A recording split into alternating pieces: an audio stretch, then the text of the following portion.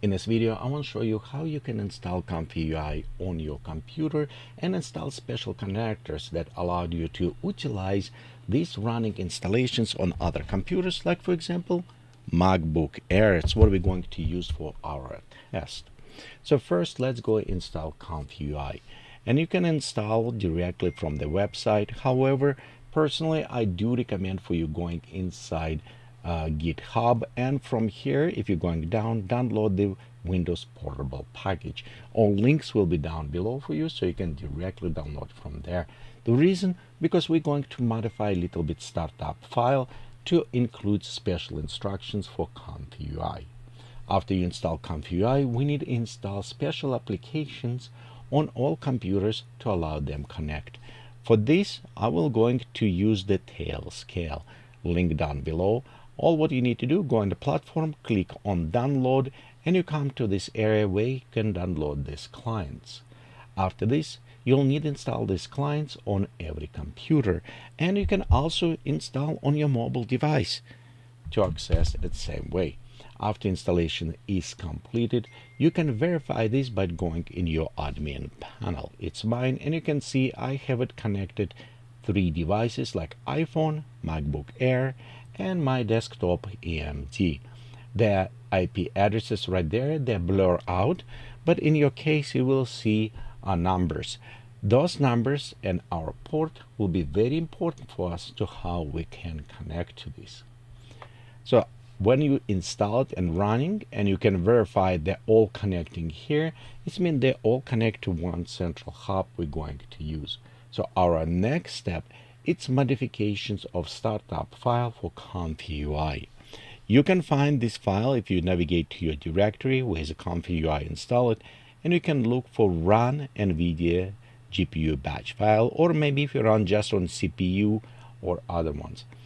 All what we need to do here is add this line. If you look on the top, this is where we run in a Python, we run our script for ComfyUI. These additions, it's what we need to add. They will be down below in description, so you can easily copy and paste. If you have something already there, you can append it to the end, because this is just a commands tell when it starts. For us is important this part as well as the rest, but this is most important because we tell ComfyUI that it's need listening and allow other applications connecting.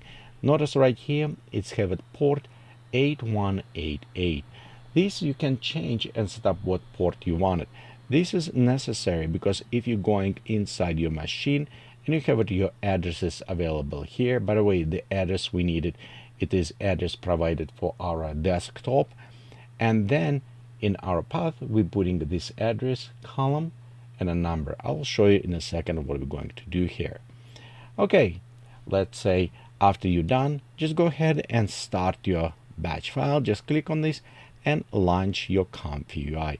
Right here I have it one already running, and I'm going to keep this open so you can see how it is processing. Okay, let's start first, and I'm going to click on a run here, and we can see it is preloading model and running. So this solution what I'm showing you, it is have a lot of pluses, but it's also have some minuses.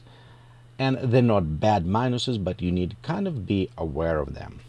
So right here you can see it's running.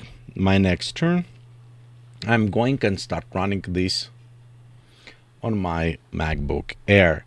Right here I preloaded.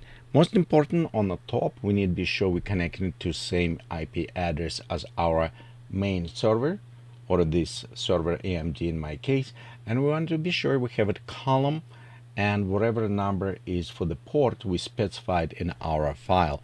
If you remember here, it will be 8188, so we'll have it like 0.0. Well, let me type right here showing, for example, you may have it 100 100 100 100 column 8188. Well, those is numbers, it's whatever, it's yours, but and same as a port. This is our address. We need to type an address bar in our browser.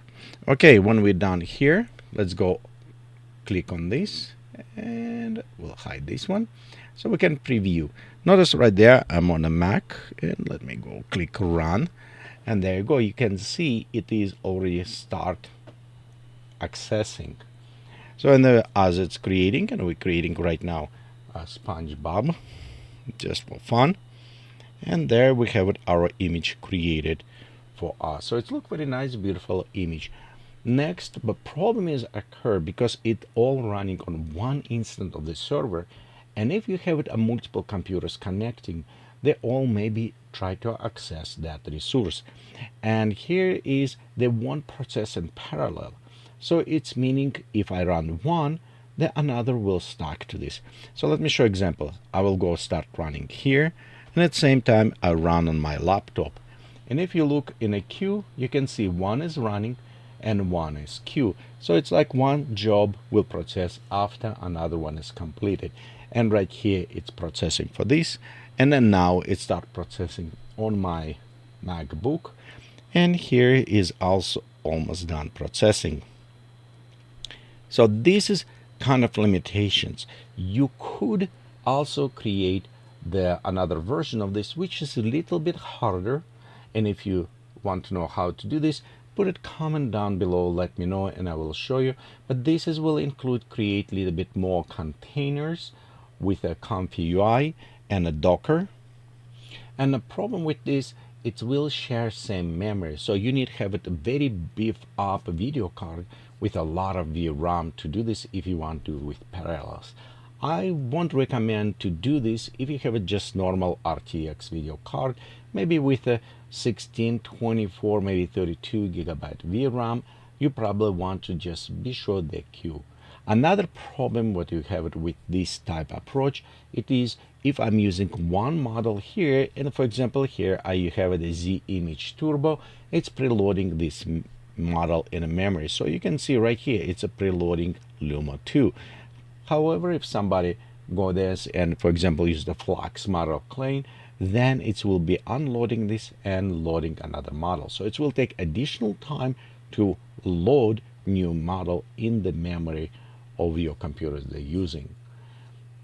But usually if you are working alone and you're sharing, you shouldn't have this problem. I did test this, and I took this laptop in different places all over internet, outside firewall, inside, and it's worked perfectly. This is one big plus about utilizing Tailscale. You don't need to worry to stop special tunnels in your firewall or some additional. So this will work just fine with a very simple and very secure installations. Well, let me know what do you think about this. If you like it, what else you want to do, put it comments down below. All links will be also provided below for you to go check them, as well as special code you can add it to your RAND batch files. Thank you for watching these videos, and we'll see you next time. Bye.